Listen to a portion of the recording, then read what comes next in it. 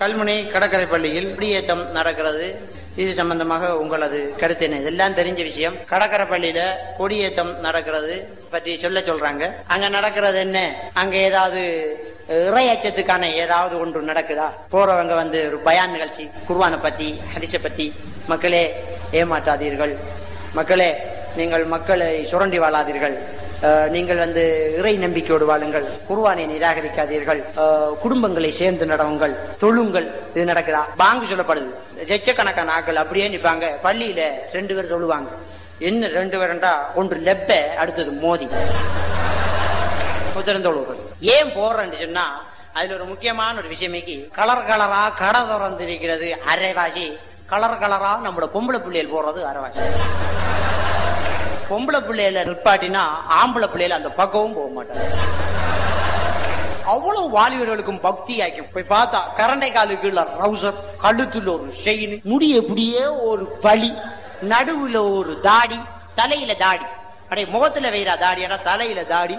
இவருக்கு உருட்டி விட்டு இவர் பக்தி அவுரியாக பக்தி அப்படியே போவார். கடற்கரை பள்ளியில 6 நிக்கா, இவனும் பாவா நிக்கா. அங்க என்ன நடக்குதாப்பா? கந்தூரி நடக்கும். மணவராக்கு கீழே ஒரு இண்டியல், அதுல காசி போடப்படும். அந்த காசி லட்சக்கணக்காக குமியும். கடைக்கு கடை உரசல்களும் வியாபாரமும் நடக்கும். கடைக்கு கடை உரசல்களும் வியாபாரமும் நடக்கும். வேற ஒன்று நடக்குதுல அங்க ஒரு ஒழுங்கான ஒரு பயான் நிகழ்ச்சி, இறை பக்தி, ஒரு திக்ர், ஒரு குர்ஆன் திலாவத், தஜ்வீத் முறைப்படி ஒரு கற்றுக் கொடுத்தல், ஏதாவது ஒன்று ஒரு பயிற்சி.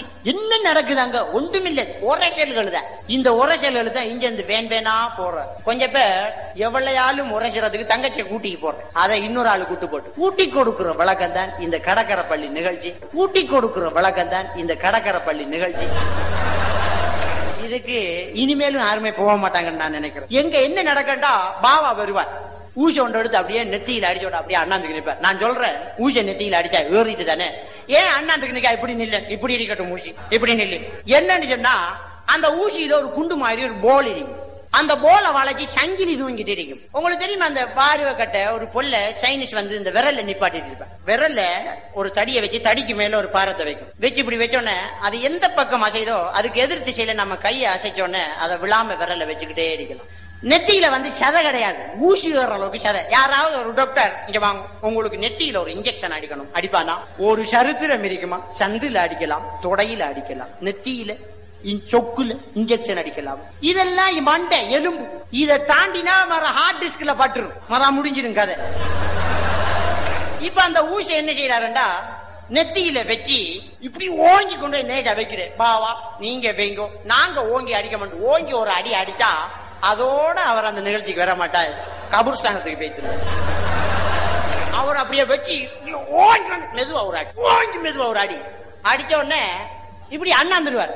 அண்ணாந்த உடனே இந்த குண்டில இருந்து சங்கிலி வளைச்சு தூங்கும். இந்த ஒவ்வொரு சங்கிலியும் சம அளவான பாரம் கொண்டது. அது எல்லா திசையிலையும் ஒரே அளவான இழுவையில இருக்கிறதால அந்த ஊசி கிளியாம நிக்கும். பாவா நெத்தியில ஏத்துறதுக்கு முன்னால இங்க கொண்டாங்க பாவா, அந்த ஊசி எடுத்து இப்படி விரல வச்சா சும்மா விளங்கிட்டா. சரி நெத்தியில ஏத்திட்டு சரி இப்படி நிக்கணும்னா தலைப்பாரம் கூட பாண்டுகள் ஏறிட்டு தலைப்பாரம் கூட. சரி தலைப்பாரம் கூட அண்ணாந்துக்கு சும்மா நில்லு, ஏன் இப்படி ஆள்றாய்? இப்படி உள்ள விடாம ஆட்டுறாரு அவர், உள்ள விடாம ஆட்டுறாரு அவர். இது கராமத்து நடக்குது. மற்ற சதையில ஏத்துறதெல்லாம் உண்மைதான். இந்த சதை எழுத்து ஏத்துறது, இந்த சொக்குக்குள்ளால ஏத்தி இந்த சொக்குக்குள்ளால அப்படியே வெட்டை கிடக்குறது, இதெல்லாம் உண்மை. இவ்வளவு பெரிய ஊசி ஏத்துறான் டாக்டர். அப்ப நம்ம எல்லாம் பாவா மாறா. இவ்வளவுக்கு ஒரு முள்ளு தச்சிட்டு கால, இவ்வளவுக்கு ஒரு முள்ளு காலை விட்டு வீங்கி போயிட்டு டாக்டர்கிட்ட போய் முள்ளு குத்திட்டு, டாக்டர் எவ்வளவு இன்ஜெக்ஷன் போடணும் வாங்கண்டு, இவ்வளவுக்கு ஒரு ஊசி. அடே மரத்தால விழுந்தவன மாடி மிதிச்ச மாதிரி. இவ்வளவுக்கு வந்ததுக்கு இவ்வளவா? இவ்வளவுக்கு ஏறினது பழுத்து போயிருக்கு, இவ்வளவுக்கு ஏறினது தடமும் தெரியலண்டா. இவ்வளவுக்கு ஏறினது ஊத்தையோட இருக்கு. அதுல நோய் பாக்டீரியாக்கள் ஒட்டிக்கிட்டு இருக்கு, அது நமக்கு ஒத்து போகல. இவ்வளவுக்கு ஏத்தின ஊசி சுத்திகரிக்கப்பட்டிருக்கு, அதை எவ்வளவுக்கு ஏத்தினாலும் ஒன்றுமே ஆகுறதில்லை, அது காயமரிக்கிறது இல்லை. பாவா மாதிரி ஏத்துற ஊசிய வேண்டி எடுத்துட்டு இந்த கம்பியை ஏத்தி காட்டுங்க பாவாண்டா, அடுத்த அண்டைக்கு அவர் பெண்டேஜ் கட்டிக்கிட்டான். அவ்வளவு கரல் அதுல இருக்கு. பாவா மாறி இருக்கிற ஊசிய சுத்திகரிப்பான போய் பாருங்க. சீலையால துறைச்சி, ஓடிக்குளோன்னு போட்டு துறைச்சி, நெருப்புல அப்படியே பிடிச்சி எல்லாத்தையும் சுத்திகரிச்சு போட்டு இன்னொரு நோய் பாக்டீரியாவை எடுத்து ஒட்டுவேன். அந்த பெரிய பாவா வாய்க்க வச்சு ஒரு குடி. பெரிய பாவாக்கு ஏச்சு நான் பாத்துக்கிட்டா மத்த பாவா எல்லாம் தப்பிடுவாங்க. நடந்துச்சு, முழு பேருக்கும் வயசு தான் வருவான். அப்படியே ஓட்டி தொட்டு அங்க தொட்டு ஊசியில் ஒரு தடவை. இப்ப சுத்திகரிக்கப்பட்ட ஊசை அந்த செவுக்குள்ளாலே செவுக்குள்ளால எடுக்கிற நோகும் ஒன்றுமாகாது. அடே பௌத்துக்குள்ளால நெஞ்சுக்குள்ளால ஏத்தலாமா? ஈரக்கொலையில அடிச்சு ஏதாவது ஒரு பாவா இந்த முதுகுல ஏத்து இதுக்குள்ளால விரட்ட ஒரு பாவாவை காட்டலாமா? இதுக்குள்ளால ஏத்தலாம், இந்த சொக்குக்குள்ளால ஏத்தலாம். இந்த கண் புருவத்தை இழுத்து கண் புருவத்துக்குள்ள கண் மாணிக்கத்துக்குள்ளால ஏத்தினா இப்படித்தான் போகணும் மரம். அப்ப நம்மள பொம்பளை பிள்ளைகள் எல்லாம் பெரிய பாவா, ஏன்னா காதுல ஏத்தின ஊசை இன்னும் கலட்டல் பெரிய பாவா. அப்ப இந்த கராமத்தை இது ஒரு கராமத்தா பறவக்காவாடி ஆறான் நீந்து முதுகுல கங்குஷ போட்டு இத கொளுக்கிய போட்டு ஆளை தூக்கிட்டு போறான். பார்த்தா நடுக்கம் உள்நடுக்கம் எடுக்கும். பறவை காவாடிய பார்த்தோன்னு பாவாக்கு மேல அவ்வளவு இருக்கும் சரியான சாராய பொறி. அது என்னண்டா அதுவும் சாதாரணமான நம்முடைய தோல் கனமானது. எந்த அளவுக்கு கனமானதுண்டா முயல்ல தோலை பிடிச்சி முயலை தூக்குற அளவுக்கு அது கனமானது. பூனையோட தோலை பிடிச்சி பூனையை தூக்குற அளவுக்கு அது கனமானது.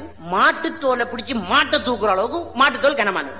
அந்த பாரத்தை துவாங்குற அளவுக்கு தான் அது அதுக்கு தோலை கொடுத்திக்க நிறைவு. மனுஷன்ற தோல்ல ஒரு கொலிக்கிய கொலி இழுத்தா பியாம மனுஷன் தொங்குவான். தோல் கனமானது. நம்மளோட தோல் கனமானதா? நம்ம கல்லு பட்டு உறைஞ்சு பரலாம் பீத்தோல். முதுகுல இந்த சதையை பிடிச்சு இழுத்து ஒரு ஆளை தூக்கலாம். நம்மள பாரத்துக்கிட்ட மாதிரி நம்மட தோல், சின்ன பிள்ளைட பாரத்துக்கிட்ட மாதிரி சின்ன பிள்ளைட தோல். ஆள் பெருக்க பெருக்க பாருங்க தோலை பார்க்க அமைக்கும் கனமரி. அப்ப இந்த தோலை ஊசை ஏத்துறது எப்படி ஏத்துறோம்னு சொன்னோன்னே வேதனை வராம ஏத்துறதுக்கு ஒரு முறை ஒன்று. அத யாருக்குமே செய்யலாம். எப்படி சொன்னா ஒரு மனதுல ஒரு நம்பிக்கை ஏற்படுத்தினா இந்த இடத்துல உங்களுக்கு இப்ப நாங்க ஏத்த போறோம் உங்களுக்கு நோவாது என்கிறத ஆழமா பதிய விட்டா நோவாது. உங்களுக்கு தெரியும் டாக்டர் கோவூர் என்ற ஒருத்தர் இருந்தார். அவர் செத்து போயிட்டார். அவர் மட்டக்களப்பு. அவர் மூட நம்பிக்கையை எதிர்த்த ஒரு மனுஷன். அல்லாஹ்வை ஈமான் கொள்ளல, ரசூலுல்லாஹ்வை அவர் நம்பல, ஆனா மூட நம்பிக்கையை பயங்கரமா எதிர்த்தார். இவர் இந்த பறவைக்காவாடி ஆட்டத்தை குடிச்சுக்கிட்டு ஒரு சின்ன பையனை கூப்பிட்டு முதுகுல போட்டு இப்படி இழுக்க சொல்ற. அது எப்படின்னு சொன்னா அந்த பிள்ளை கிட்ட சொல்றாரு, அது ஒரு ஹிப்னோட்டிசம் என்று கூட சொல்லலாம். அந்த முதுகுல தடவி இப்ப உங்களை எல்லாரும் பாத்துக்கிட்டு இருக்காங்க, நான் இந்த ஊசிய ஏத்துற மாதிரி உங்களோட முதுகுல வச்சு ஒட்ட போறேன். நல்ல ஒரு கம்ம வச்சு நான் ஒட்ட போறேன். நீங்க அந்த கம்ம பிச்சுக்கிட்டு ஓட பாருங்க, நான் மெத்தத்தவங்களை பிடிச்சுக்கிட்டு உங்களுக்கு நோவாது. பசையை வைக்கும் போது கொஞ்சம் அந்த பசை வர்றது கொஞ்சம் தோலை இறுக்கி பிடிக்கிற மாதிரி இருக்கும். ஒன்றுமே நடக்காது. முதுகுக்கு பின்னால் நடக்கிறது பிள்ளைக்கு தெரியாது. இப்ப இந்த பிள்ளையோட எதிர்பார்ப்பெல்லாம் ஊசியை தோலில் வைத்து ஒட்டுகிறார், அவ்வளவுதான். அந்த எதிர்பார்ப்புக்கு ஏற்ற மாதிரி தான் வேதனை பிறக்கும். இன்ஜெக்ஷன் எடுக்கக்குள்ள நாம யாராவது சிவம் போற கத்துக்கத்துறோமா? டாக்டர்கிட்ட கொடுத்து இவ்வளவுக்கு ஏத்துப்படுது, அவ்வளவுதான். இவ்வளவுக்கு ஏத்துப்படுது, அவ்வளவுதான். அட தோலை இழுத்து வச்சு உங்களுக்கு நோவாதன் ஏத்துனா நோவாது. நம்மளோட உடம்புல அதிரினல் சுரப்பி என்ற ஒரு சுரப்பி ஒன்று இருக்கு. அந்த சுரப்பி உடனே சுரந்து மனத நம்பிக்கை ஊட்டினால் இந்த இடத்துல உங்களுக்கு நோவாது, இந்த இடத்துல நான் இந்த ஊசி ஏத்த போறேன், உங்களுக்கு வலிக்காது. இவர் நம்பக்கூடிய ஒருவர் சொன்னா வலிக்காது. ஒரு பெரிய ஒரு மகான், ஒரு பெரிய ஒரு பக்தி உள்ளவர், ஹிப்னோட்டிசம் செய்யக்கூடியவங்க அதெல்லாம் செஞ்சு காட்டிக்காங்க.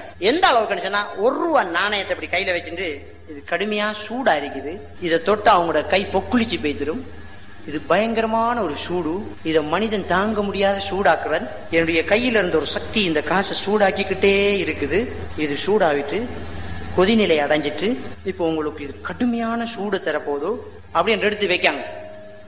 ஹிப்னோட்டிசத்துல பெரிய வல்லுநர்கள் சொல்றாங்க, அவரை கை பொக்குளிக்குது. சாதாரணமான காசு தான், அவர் கை பொக்குளி. மனதின் நம்பிக்கை கொண்டு அந்த இடத்துல சூடு பிறக்குது, கை பொக்குளிக்குது. இது உண்மையாக நடந்தவைகள். ஆக மனிதனுடைய மனதை நம்ப வச்சு எதுவுமே செய்யலாம். இந்த பக்தர்கள் வெறியோட போய் நிக்காங்க. அவங்கள அதிரினல் சுரப்பி சுரக்குது. அதிரினல் சுரப்பி என்ன, நம்மள ஒரு நாய் தரத்தும் மதிலுக்கு மேல வாங்கி ஓடிடுவோம். திரும்ப கூட்டிக்காந்து இதாலே வாஞ்ச ஓ இப்ப வாயெல்லாம் பாய மாட்டேன், அந்த நாயை அவுட்டு விடுங்க வாயிடு. இது அதிரினல் சுரப்பி என்று சொல்லுவோம். இந்த அதிரினல் சுரப்பி உச்சாப்பூ ஏத்தினாலும் பேர் பாலாஜி 4-5 பொம்பளை இருந்தா ஒரு 10 பேருக்கு அடிக்கலாம். அதிரினல் சுரப்பி. மற்றது ஒருத்தர் நம்பிக்கை ஊட்டி உங்களுக்கு ஒன்றுமே ஆகாது, நீங்க தைரியமா திரும்பி நில்லுங்கோ, உங்களோட முதுகுல ஏத்துல சும்மா ஒட்டுறன் அப்படின்னு சொல்லிட்டு ஏத்துனா நோவாது.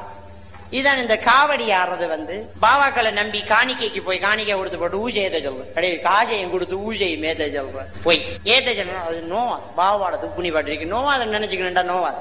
நோண்டாலும் கத்த ஏலாயே 7-8 குமர்கள் வளைச்சு நிக்காளுகள், கத்த ஏலா. ஆக இந்த கூத்துக்கள் தான் இந்த கடற்கரை பள்ளியில நடந்துகிட்டு இருக்கு.